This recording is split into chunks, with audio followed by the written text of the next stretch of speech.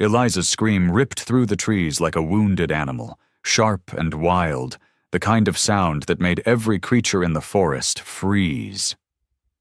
She hit the ground hard, the breath knocked from her lungs as the cougar's shadow loomed over her, a mass of fur, claws, and savage yellow eyes. Its growl was a low, murderous rumble that vibrated through her bones, its hot breath washing over her face as its fangs bared down. Eliza tried to crawl back, her palms scraping against the dirt, but the beast lunged, claws raking toward her throat. She closed her eyes, bracing for the end. Then came the sound of a war cry that sliced through the air like a blade. A dark figure exploded out of the trees, a knife flashing in his hand as he collided with the cougar. The Lakota warrior was a blur of muscle and fury, his hair whipping like a black storm as he drove the blade deep into the cougar's side. The beast howled, thrashing, its claws slashing through the air, catching the warrior across the cheek. Blood spattered across the leaves, but he didn't flinch. He twisted the knife deeper, his jaw clenched, eyes burning as he shoved the cougar off balance. The beast hit the ground with a heavy thud, gasping, its chest heaving with each labored breath. Eliza's heart pounded like a drum as she watched the warrior stand over the dying animal, his chest heaving, his hand still gripping the bloody knife. He wiped the blood from his face, his dark eyes locking onto hers. "Are you hurt?" he asked, his voice a deep, commanding rasp. Eliza shook her head, her lips trembling as she struggled to find words. "No, but my husband. He doesn't like strangers." The warrior's jaw tightened, his gaze darkening as he stepped back into the shadows, eyes never leaving hers. And as the cougar let out one last shuddering breath, Eliza knew her life had just taken a dangerous turn, one that would only get darker when her husband returned. Eliza's breath hung in the cold air like a ghost as she watched the Lakota warrior wipe the blood from his blade. The cougar lay dead at his feet, its lifeless eyes staring into nothing, its jaws still open in a final, silent snarl. The warrior's face was a mask of stone, his jaw tight, his cheek bleeding from a claw mark that sliced dangerously close to his eye. Eliza tried to stand, but her legs shook so violently that she stumbled, falling back against the tree. The warrior stepped forward, his shadow looming over her, and she flinched. "You're bleeding," he said, his voice low, rough as gravel. Eliza blinked, confused, her hands patting her body in search of wounds. I am?" The warrior crouched down, his eyes dark and intense as they roamed over her. "Not you. Me." Only then did she notice the blood trickling down his jaw, the gash that cut from his temple to his cheekbone. Without thinking, she reached for the handkerchief in her pocket and pressed it to his face. The warrior's body went rigid, his eyes narrowing. "What are you doing?" Eliza swallowed, her heart hammering. "You saved my life. You shouldn't," he said, pulling away. He stood, towering over her, the muscles in his jaw flexing as he looked toward the woods. "Where's your husband?"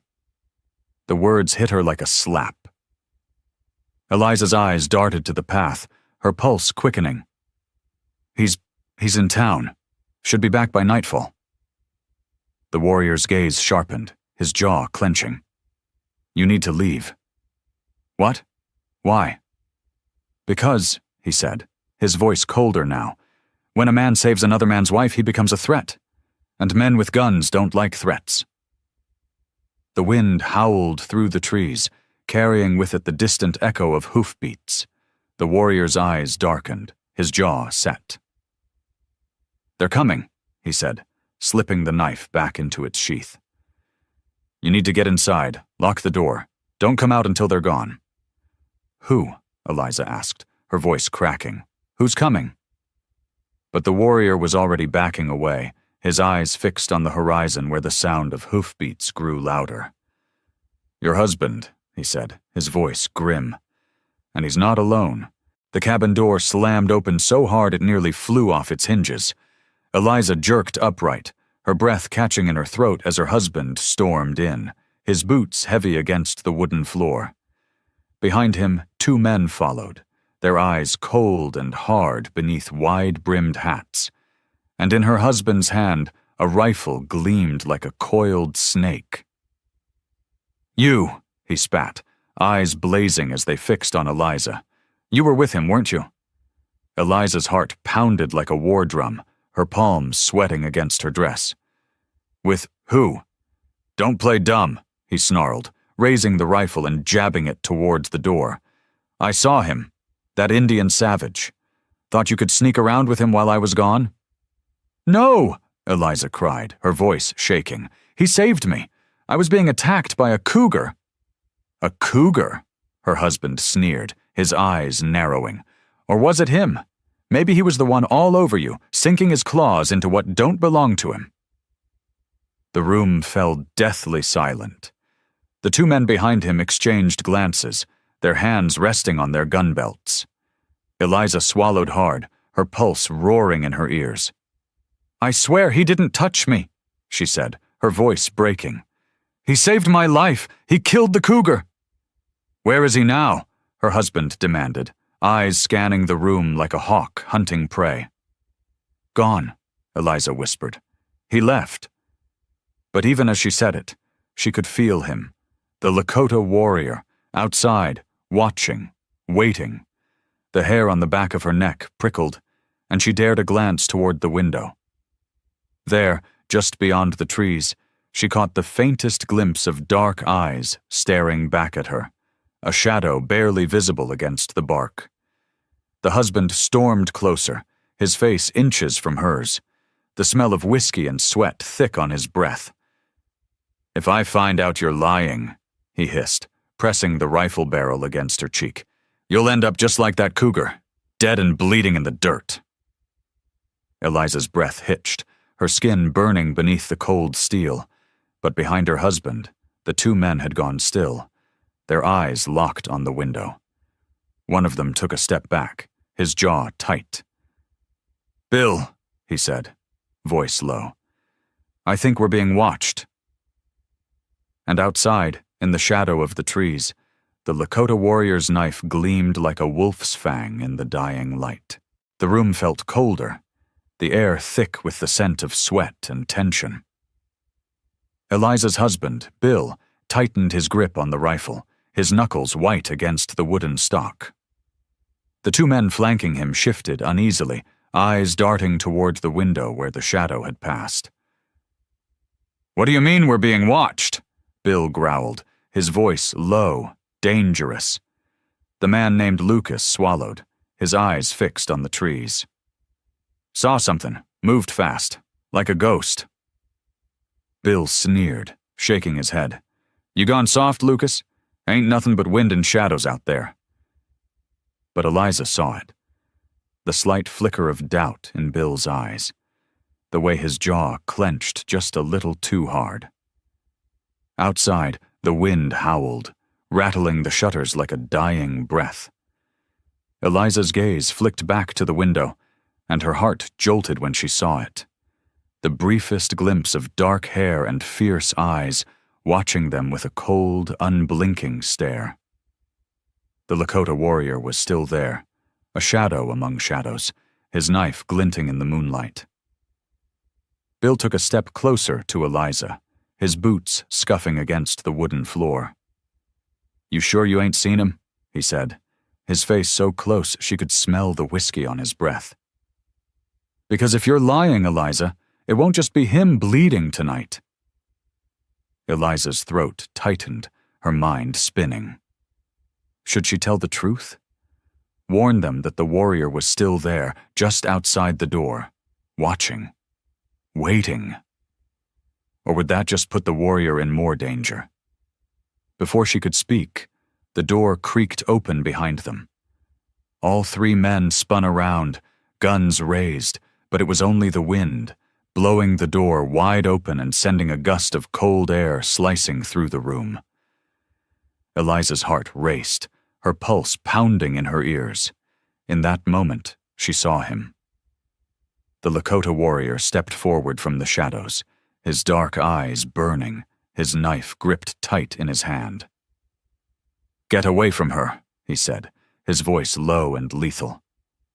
Bill's jaw dropped, the rifle slipping from his grasp as he took a stumbling step back. "You," he breathed, eyes wide.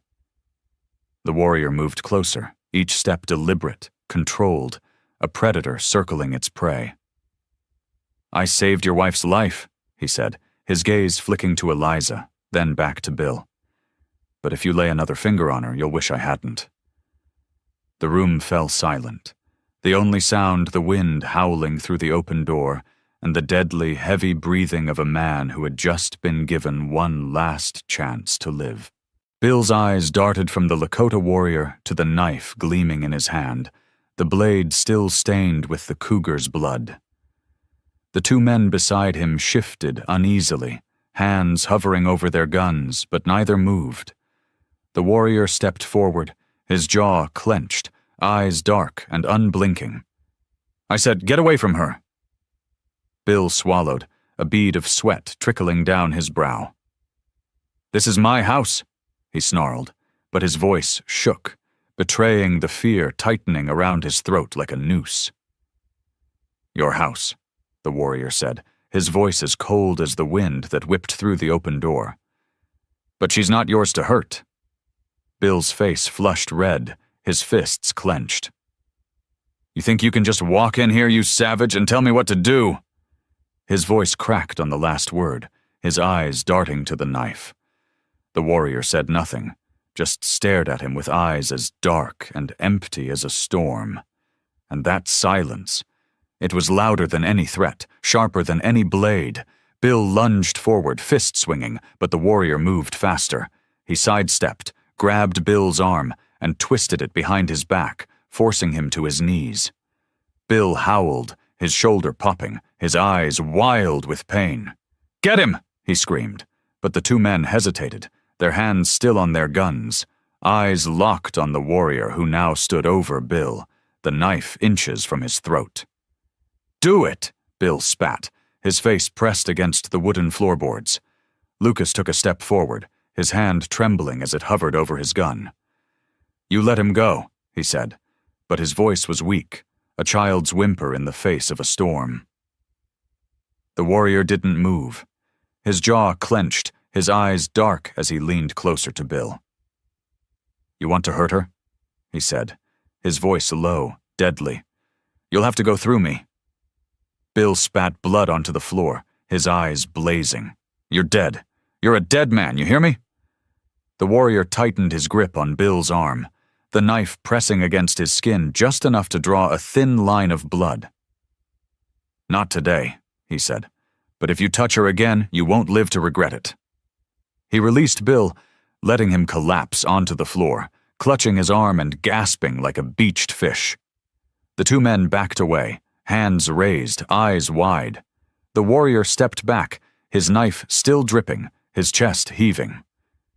And behind him, Eliza stood frozen in the doorway, her hands shaking, her eyes locked on the man who had just risked his life to save hers. Again, the door slammed shut behind the two men, their heavy footsteps echoing across the wooden porch as they dragged Bill outside. The wind howled, whipping through the trees like a chorus of angry spirits, and inside the cabin, silence fell like a shroud. Eliza stood frozen in the middle of the room, her eyes fixed on the Lakota warrior.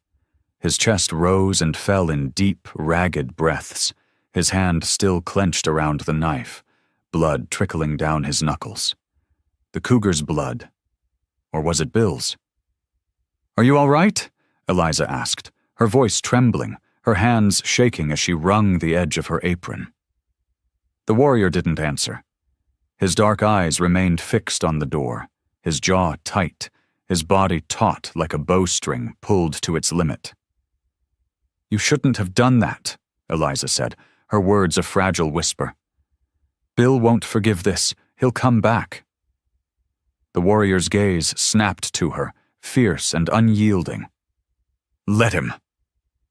The wind shrieked through the cracks in the wooden walls, and somewhere outside, Bill's furious shouts echoed in the distance, curses and threats mixing with the howl of the storm. "He'll kill you," Eliza said, stepping closer, her hands reaching for him but stopping just short. "You don't know him. You don't know what he's capable of." The warrior sheathed his knife with a swift, practiced motion, the leather strap tightening around the hilt. "I know men like him," he said, his voice low, like a growl. "They're all the same, loud and angry until someone louder and angrier stands in their way." Eliza swallowed, her throat dry as she searched his face. There was something broken in his eyes, something dark and haunted that spoke of loss and vengeance, and a past he couldn't shake. "What's your name?" she asked, her voice small. The warrior's jaw clenched, his gaze dropping to the floor. "Ahiga," he said, his voice almost a whisper. "It means he fights."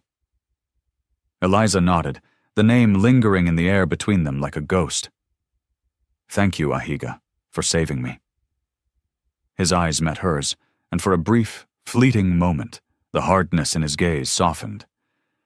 "Stay inside," he said, his voice tight. "Lock the door, and whatever you hear, don't come out." "What are you going to do?" Eliza asked, fear rising in her chest like a dark tide. Ahiga's eyes darkened, his jaw setting like stone. "Finish what I started," he said, and with that, he turned and walked out into the storm, his shadow swallowed by the darkness beyond. The wind screamed through the trees like a pack of wolves, and in the distance, the glow of the campfire flickered like a dying star. Eliza stood at the window, her fingers gripping the wooden frame so hard her knuckles ached. Outside, she could see Bill and his men gathered in a tight circle, their faces twisted with rage, their voices low and venomous. Bill clutched his rifle like a lifeline, the barrel glinting in the firelight. "You hear me, boys?" he snarled, his eyes wild and bloodshot. "That savage thinks he can walk in here and take what's mine? Thinks he can lay his filthy hands on my wife?" Lucas shifted uneasily, his gaze darting to the shadows where Ahiga had disappeared. "Maybe we should just let it go, Bill. The man saved her life." "Saved her?" Bill barked a laugh, a cruel, hollow sound. "Or marked her. You saw the way he looked at her, like she belonged to him." Eliza's heart pounded against her ribs, her breath coming in shallow, rapid bursts. From the corner of her eye, she saw a flicker of movement, a shadow gliding through the trees, silent and deadly. Ahiga! He was circling the camp, his dark eyes fixed on the men, his body tense, muscles coiled like a snake ready to strike. Bill tossed a flask of whiskey into the fire, and the flames roared to life, casting monstrous shadows across his face. "We're gonna teach him a lesson," he said, his voice low and venomous. "Ain't no savage gonna come in here and make a fool of me. We shoot to kill, and when it's over, we bury him deep." "Bill," Lucas said, his voice shaking, "you don't know what you're dealing with." "Oh, I know exactly what I'm dealing with," Bill said, his grin wide and feral. "A dead man walking." In the trees, Ahiga crouched low, his knife gleaming in his hand, his jaw set.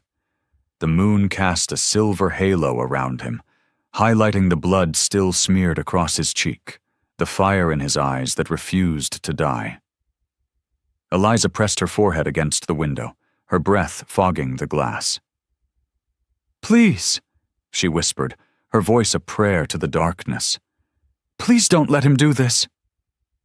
And outside, Ahiga moved closer, his footsteps silent as death, his knife gleaming like a fang in the night. The wind howled through the trees, carrying with it the scent of smoke and the crackling whispers of the fire. Eliza pressed her back against the cabin wall, her breath coming in sharp, shallow bursts as she listened to the voices outside. Bill's laughter echoed through the night, cold and cruel. a sound that made her blood run cold. "You hear that, boys?" Bill shouted, waving his rifle through the air. "That savage thinks he's a man, but he's just a dog in the woods, and dogs get put down." Lucas shifted nervously, his eyes darting to the shadows. "Bill, maybe we should let it go. It's too quiet out here." "Too quiet?" Bill sneered, his lip curling. "That's 'cause he's hiding like a coward." But as he said it, a shadow slipped through the trees behind him, silent as a ghost. Ahiga. He moved like a predator, his steps as soft as the falling leaves, his knife glinting in the moonlight. Lucas's eyes widened, and his mouth opened to scream. But it was too late. Ahiga's hand clamped over his mouth, dragging him back into the darkness, the knife pressed tight against his throat. "Make a sound," Ahiga whispered, his breath hot against Lucas's ear. "And it'll be your last." Lucas's eyes rolled back, his body going limp as Ahiga released him, letting him collapse silently to the ground. In the clearing, Bill paced back and forth, the firelight dancing across his crazed eyes. "Come on out, you red-skinned bastard!" he roared, firing a shot into the air. "Come out and die like a man!" Ahiga stepped forward, his face half hidden by the shadows, his jaw set, his eyes cold and dark. "You're the one who's going to die," he said, his voice a low, lethal growl. Bill spun around, the rifle swinging up, but Ahiga was faster. He lunged forward, his knife flashing as it slashed across Bill's forearm. The rifle dropped to the ground with a heavy thud, and Bill howled in pain, clutching his bleeding arm. "You think you can take my wife?" Bill spat, his teeth bared like a wild animal. "You think she belongs to you?" "I don't want your wife," Ahiga said, his voice calm, almost bored. "I want your blood." And before Bill could move, Ahiga drove his fist into his jaw, sending him crashing to the ground, blood spraying through the air like rain. Eliza watched from the window, her heart pounding as the two men crashed into the dirt, fists flying, blood splattering the earth. And in that moment, she knew. One of them was going to die tonight. The fire crackled, its embers spitting into the cold night air as Bill and Ahiga grappled in the dirt. The ground was slick with blood, and the scent of sweat and fear hung heavy like a fog. Bill swung wildly, his fists slamming against Ahiga's jaw with a sickening crack. Ahiga staggered back, his vision blurring as pain shot through his skull. But even as he reeled, his grip on the knife tightened, and his jaw clenched like a vice. Bill wiped the blood from his split lip, his eyes blazing with a crazed fury. "You think you're some kind of hero?" he sneered, spitting a glob of blood onto the ground. "You think she wants you? You're nothing but a filthy savage." Ahiga's chest rose and fell, his breath heavy, his muscles coiled like a snake ready to strike. "You don't deserve her," he said, his voice low and deadly. Bill's eyes narrowed, his face contorting with rage. "And you do?" He lunged forward, his fists flying, but Ahiga sidestepped, his knife flashing in the firelight as he brought it down in a sweeping arc. The blade sank deep into Bill's side, and the man howled, his body crumpling to the ground. Blood poured from the wound, dark and thick, pooling beneath him. Bill's breaths came in wet, ragged gasps, his eyes rolling back as he clawed at the dirt. "No," he rasped, his voice a broken whisper. You can't." Ahiga knelt beside him, his face inches from Bill's, his dark eyes cold and unyielding. "You made her life a prison," he said, his voice tight, his jaw clenched. "Now you can die in the dirt like the animal you are." Bill's chest heaved, his fingers twitching as his eyes rolled back, the life draining from him in slow, agonizing waves. Ahiga stood, his breath ragged, the knife still clenched in his bloodied hand. And then he heard it, a soft, strangled gasp. "Eliza." She stood in the doorway, her eyes wide, her hand pressed over her mouth as she stared at the man lying dead in the dirt. You killed him," she whispered, her voice trembling. Ahiga's jaw clenched, his chest rising and falling as he tried to catch his breath. "I had to," he said, his voice breaking. "He would have killed you." Eliza's eyes welled with tears, and she took a stumbling step back, her shoulders trembling. "What have you done?" The words hit Ahiga like a punch to the gut, and as he stood there, the knife still dripping blood onto the ground, he knew the battle was over. But the war had only just begun. The wind had died down, leaving the world eerily quiet. The fire crackled softly, its light casting long, flickering shadows across the cabin walls. Bill's body lay motionless in the dirt, his eyes staring blankly at the night sky, blood pooling beneath him like a dark, spreading stain. Eliza stood in the doorway, her eyes fixed on the lifeless form of her husband, her hands trembling as she clutched her dress. Inside the cabin, Ahiga leaned against the wall, his chest heaving, blood smeared across his jaw, his knuckles raw and bruised. The knife lay on the table, its blade still wet and glistening in the firelight. "You killed him," Eliza said, her voice hollow, as though she were speaking from somewhere far away. Ahiga's jaw clenched, his eyes dropping to the floor. "He was going to kill you," he said, his voice tight. "He was going to kill me." "And now he's dead," Eliza whispered, her gaze never leaving Bill's body. "Now he's dead because of you." Ahiga swallowed, his fists tightening at his sides. "Would you rather it was me?" The words hung heavy in the air, the silence pressing down like a weight. Eliza's eyes filled with tears, her chin quivering.